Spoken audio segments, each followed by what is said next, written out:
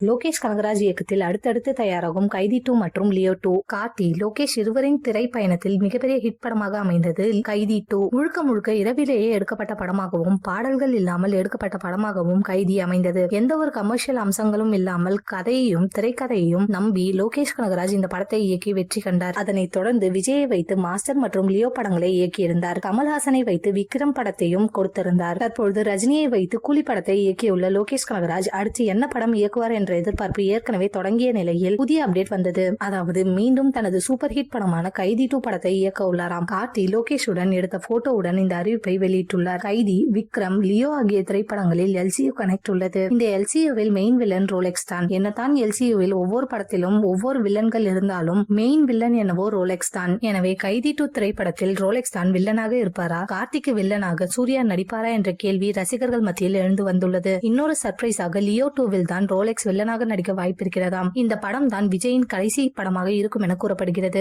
Leo 2வில் விஜயுடன் Surya மோதும் காட்சிகள் இருக்கும் என எதிர்பார்க்கலாம். இந்த படத்தின் அறிவிப்பு விஜய் பிறந்த நாளில் வெளியாக வாய்ப்பிருக்கிறதாம். கண்டிப்பாக லோகேஷ் மற்றும் விஜய் மீண்டும் இணைந்தால் அப்படம் வேற லெவலில் இருக்கும் என்பதே ரசிகர்கள் மத்தியில் எதிர்பார்ப்பாக உள்ளது. எனவே மீண்டும் ஒரு முறை விஜய் மற்றும் லோகேஷ் கனகராஜ் இணைய வேண்டும் என்பதுதான் ரசிகர்களின் எதிர்பார்ப்பாக உள்ளது என்பது குறிப்பிடத்தக்கது.